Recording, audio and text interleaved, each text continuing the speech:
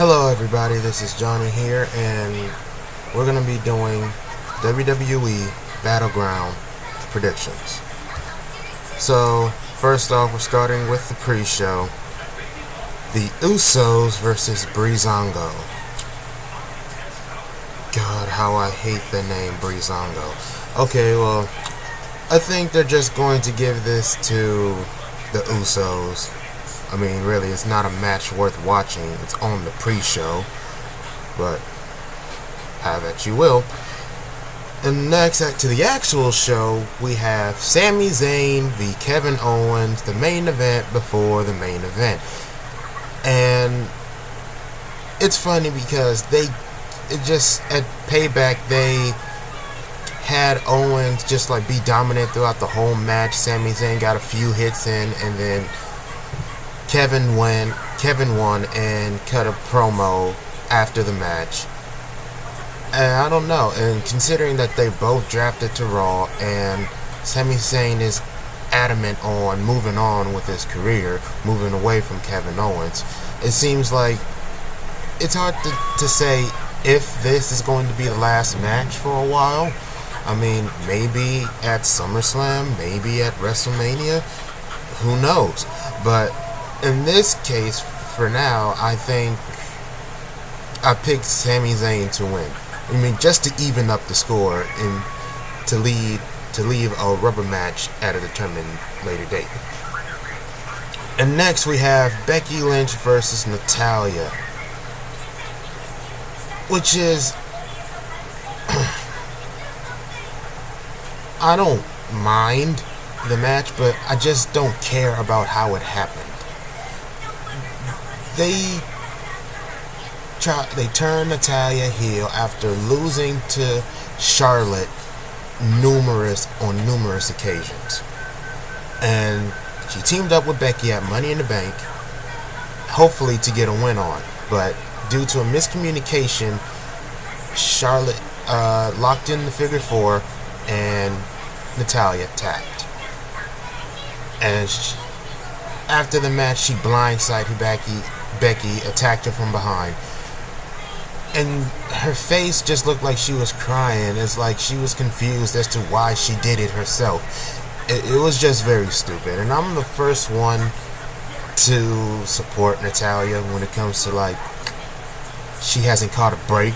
But this just was too much.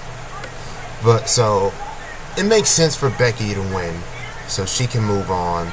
But if WWE wants to keep her busy while they give Sasha the Divas Championship, the Women's Championship, then that's understandable as well. But I think Becky is going to come out on top on this one. Next, we have John Cena, Enzo, and Big Cass versus The Club.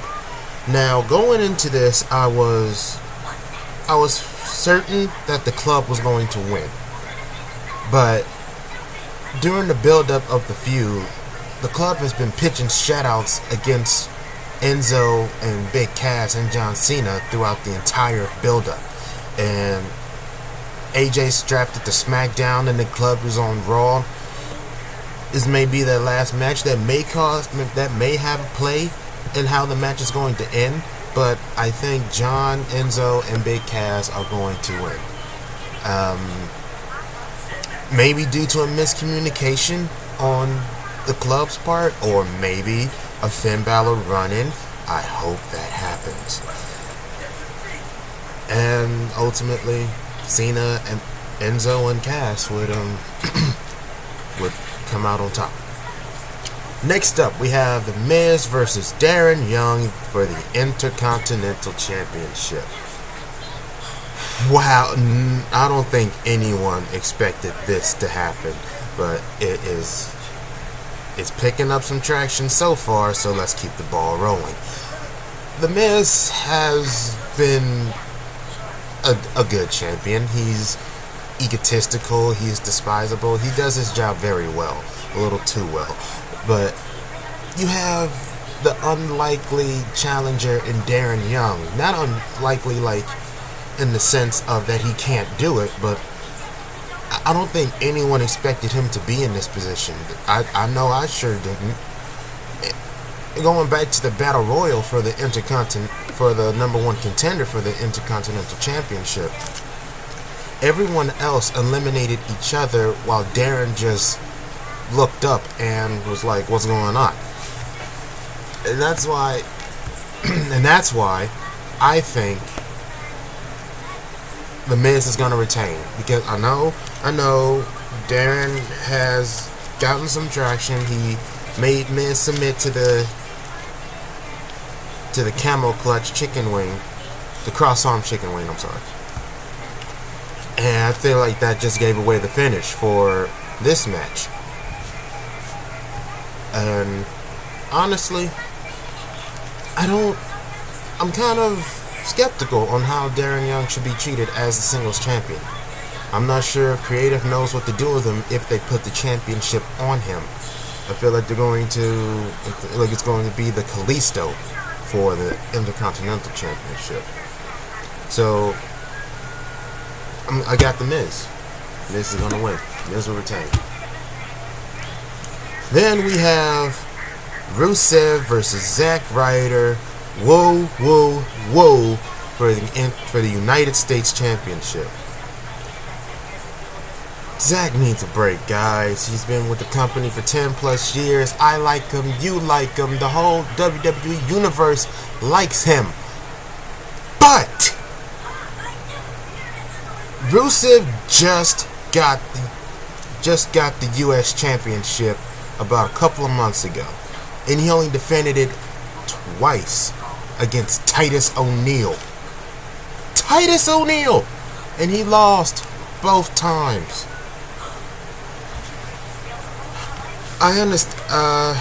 You got a very good babyface in Zack Ryder, and it's a shame to see the guy lose, especially looking back through his career throughout, with WWE not having that much faith in him. Just look at his Intercontinental Championship run. But I got Ruru all day. I got Ruru because I don't see any championships like. I don't see any of these championships like changing brands, you know. I don't see the U.S. title coming to SmackDown. I don't see the Intercontinental coming to Raw. I don't see it. And besides, you have very good champions, and I don't think WWE Creative are going to put these baby faces over just yet. But I got Ruru on this. Next up, we have the New Day versus the Wyatt family. Well, this is a feud that has certainly piqued my interest because of the build up to this. It showed some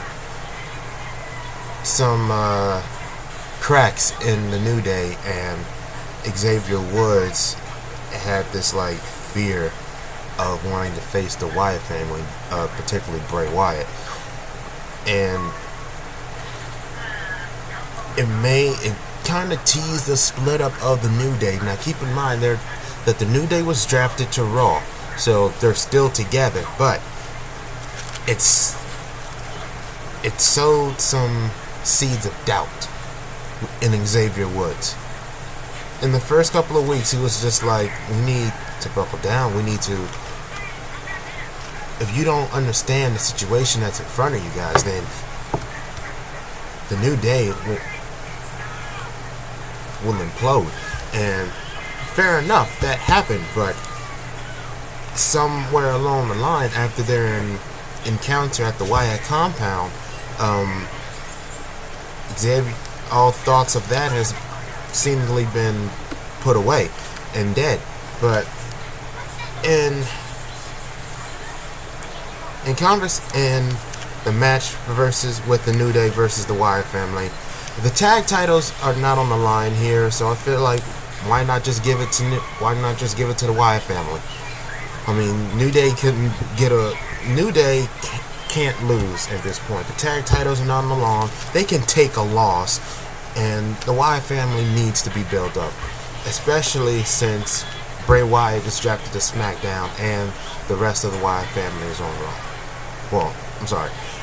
Braun Strowman is on Raw, and Eric Rowan and Bray Wyatt are on SmackDown. So I feel like you could have Braun Strowman branch out on his own. Honestly, I wouldn't care. But Wyatt family versus the New Day. Wyatt family wins. Next up, we have Charlotte and Dana Brooke versus Sasha Banks and a mystery partner. Now, the draft just happened on Tuesday, and a lot of people were speculating on someone returning or coming up. Some people think it's going to be Alicia Fox, Nikki Bella, or one of the NXT women who got called up to the main roster. Honestly, I think, and this is the popular opinion, this is the most popular rumor, I think Bayley is going to make an appearance. Now, she hasn't been drafted to the main roster. No, she's still down in NXT, where they may keep her for a little bit of while to build up that 4 horsewoman match. But just imagine the ovation that Bayley would get. I mean, she's already in the ring with 3 of the 4 horsewomen. And you know that's going to be an amazing match.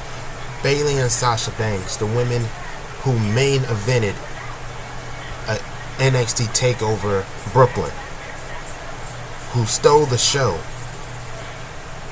I mean, that writes itself.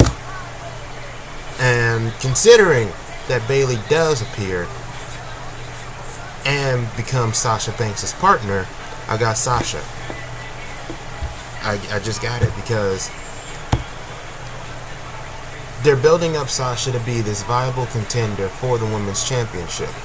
And so far, Charlotte and Dana Brooke have used sneaky, dirty tricks to get the win. Sasha needs to gain momentum if she's supposed to be treated as a credible threat to Charlotte's reign. So I have Charlotte and her mystery partner going over in this match. And finally, we have the WWE Championship. Not the WWE World Heavyweight Championship. The WWE Championship. After it's just been solidified for over a year and a half. But I digress. We have Dean Ambrose walking in as the champion versus Seth Rollins and Roman Reigns. Now, Roman Reigns has been suspended after Money in the Bank. There's been speculation to say that WWE knew about his violation before Money in the Bank, so that's why he lost to Seth Rollins, and that's why Dean Ambrose is the champion. Now, Roman has been gone throughout the entire build of this feud. It's basically just Seth and Dean carrying the feud while Roman is out. And Roman recently just came back, like yesterday at a live show. And they had a little bit in it, and the guys had a little bit of an encounter before Battleground, came out to interrupt Seth Rollins and hit him with a spear and a Superman punch, the whole usual shtick. But it left the confrontation between Ambrose and Reigns. They never did face each other for the championship. Roman lost, Seth won, cashed it in on Seth. But there was this little bit of tension that you could see, because Ambrose did say that if Roman had won, I would have cashed in on you too, bro. Simple as that. And given the fact that we've had 2 title matches before the Battleground pay-per-view, it's not as clear cut as it should be, in my opinion. But Dean hasn't been booked as the strongest of champions. I mean, given that whole Monday night debacle to where it had to go over to the network to decide who actually won, which was stupid because it was Dean both men's shoulders were pinned, and if it's a double pin, automatically it should go to Dean. It's a draw. But Stephanie, being Stephanie, wanted Seth to be the champion, and that whole thing just went on itself. But either way, I don't think Seth Rollins is going to be the champion. Stephanie wants Seth Rollins to be the champion. That's why he was the #1 draft pick, and she thinks he's going to bring the championship back to Raw. But they teased that so many times, and with Seth becoming this close on Monday night to walking out as champion, I don't think they're going to do it on Battleground. So it leaves us to Dean Ambrose and Roman Reigns. Remember, Roman has been gone for the entire build-up to this match.